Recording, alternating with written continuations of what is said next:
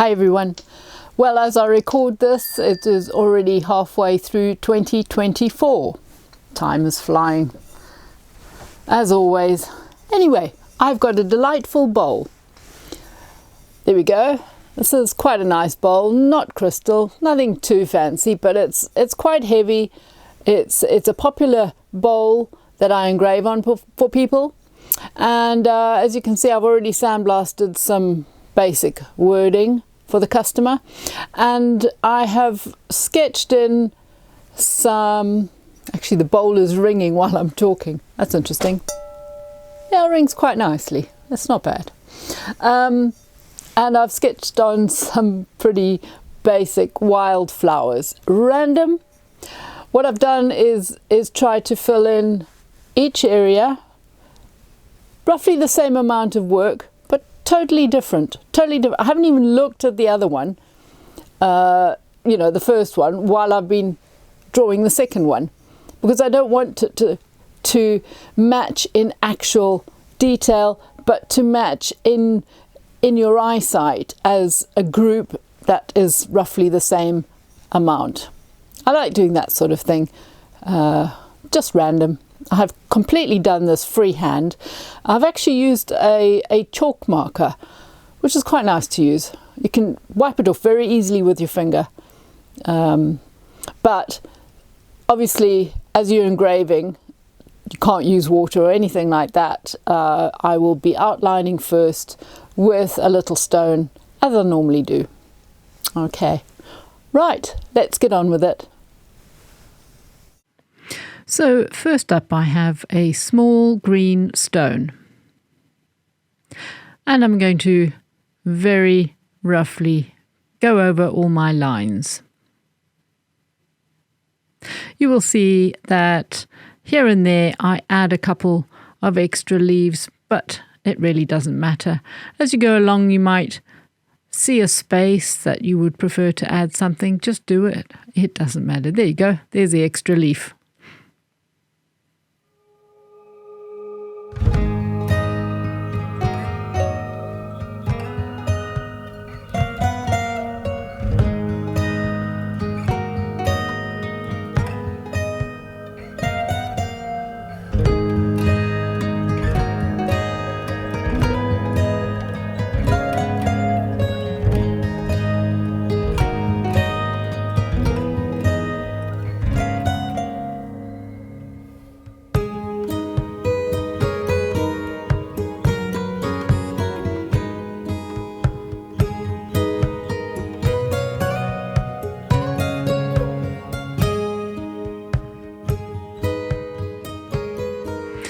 It does help to wet the cloth to remove this particular pen. It's, as I say, it's a sort of a chalk pen that you would use on a chalkboard, and I found it quite effective, really.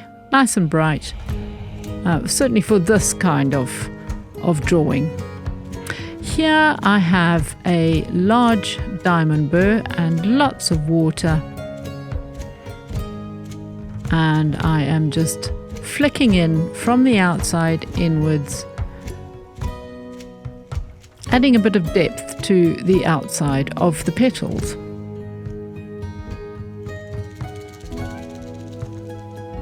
You can see I frequently use my thumb to feel the edge of the petals, and I do that without even thinking anymore. I am basically feeling the depth.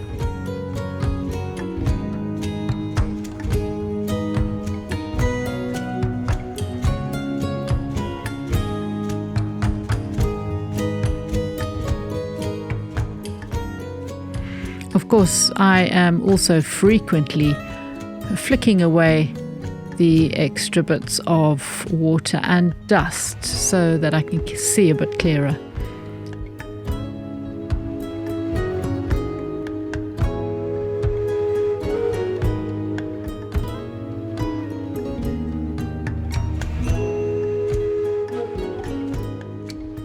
If you would like to ask questions about the water dripping system, if you search for my little workshop video, That was basically how I set up my workshop at home during the COVID lockdowns.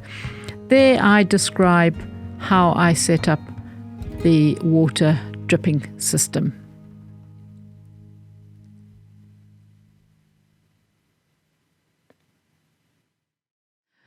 Using the same burr, I am engraving the bud and, in fact, the leaves. Sometimes I make the leaves much softer using stone burr, but this time I'm wanting quite a bright overall effect throughout these wild flowers.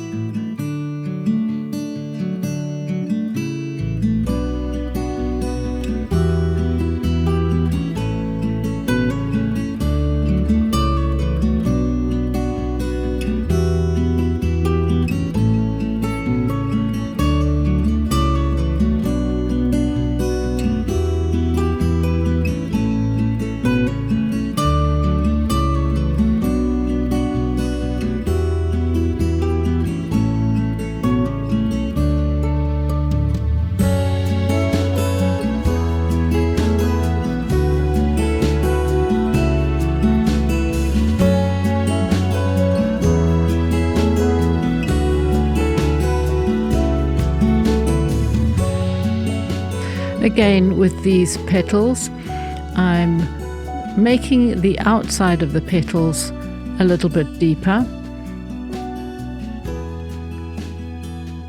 These flowers are really nothing specific, so don't ask me what the names are, because they're pretty much random, and I call them wild because they look like they're wild, but they may not be wild. They are slightly fantasy, and but they look like what you would find in a nice area of ground that's been let free to grow.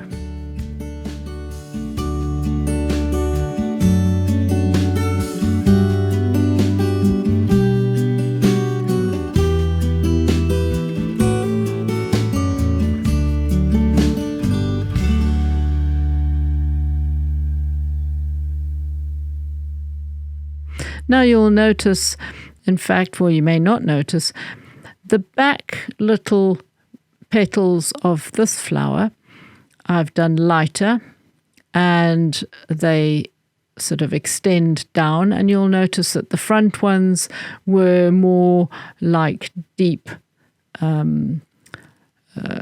just dots, really, because they're coming out towards you. They're coming right into your direction, and so you can't see where they extend into the middle of the flower. So you've got a bit of a 3D effect.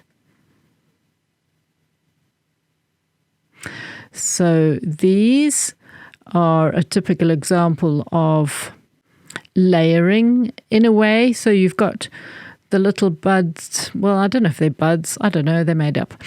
The ones at the back I tend to do first, flicking down, and then you will see that the ones at the front will overlap the ones behind.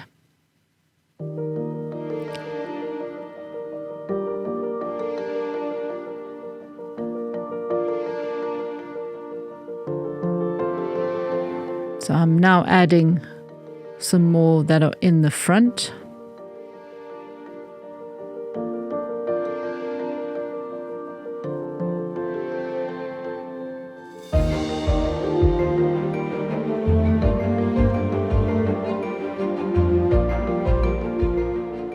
If you were doing wheat, for example, it's a similar sort of effect.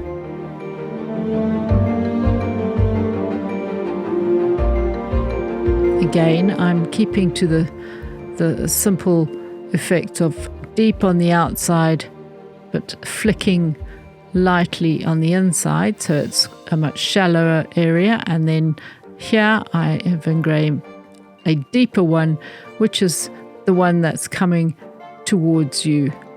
It's much closer to you. So there you have a 3D effect again.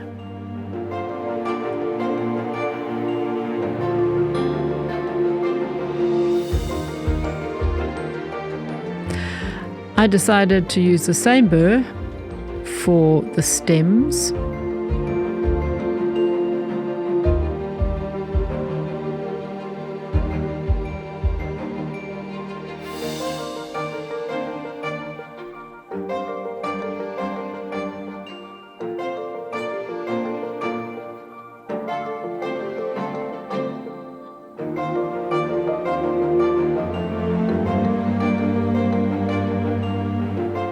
Make the stems sturdy enough to be able to hold up the flowers.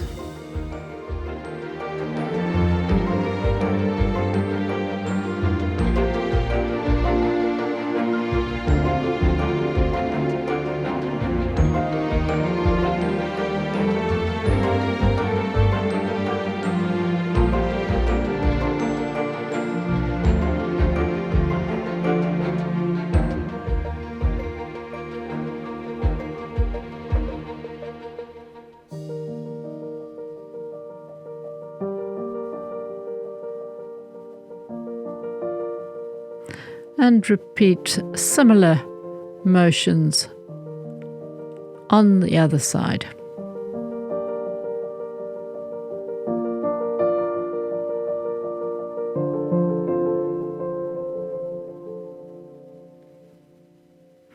There's nothing stopping you creating exactly the same image without using water.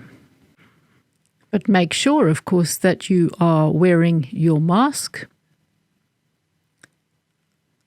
as even with water you can see that with a diamond of this size it still creates dust.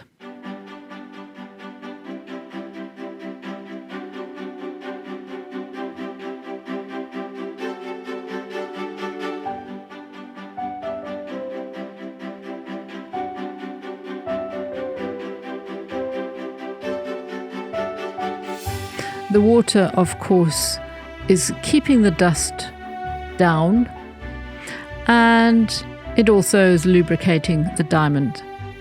But there are many, many engravers who never use water.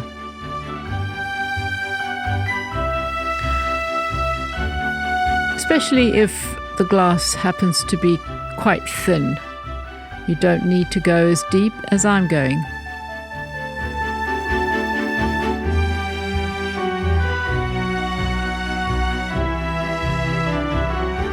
Here I've engraved the bud more shallow, and then the casing around the bud a little bit deeper.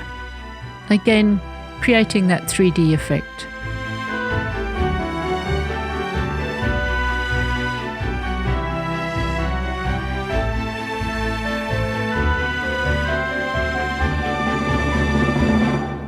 Same burr again, so we're using this burr quite a lot. In fact, the whole way through so far, for the diamond work.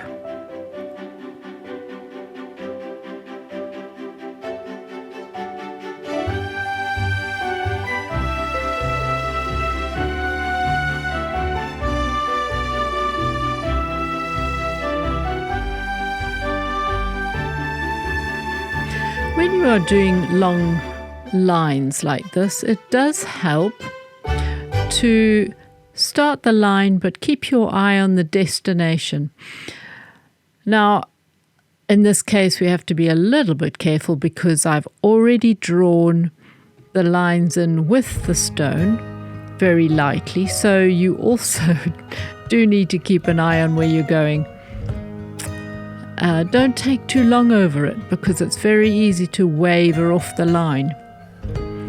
You'll soon get used to it with a bit of practice.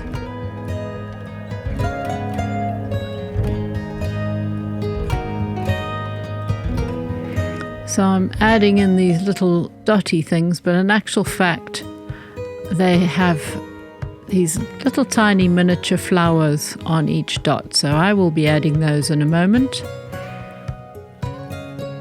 I'm sort of thinking as I go along, planning what I'm going to come back and do.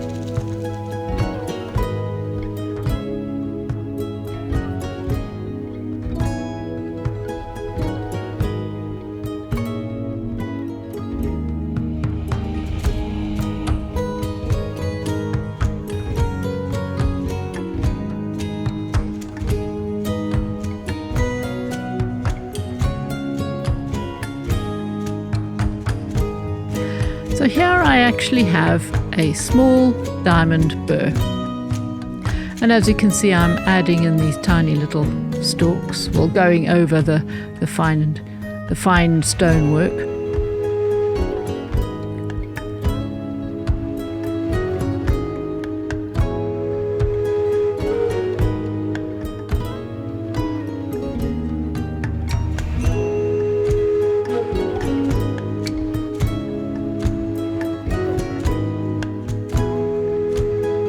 Just make it up as you go along. Always use a soft cloth. I find that the microfiber cloths are really good, or even a nice clean kitchen towel. I look forward to sharing part 2 with you. Thanks for watching, guys. Until next time, bye for now.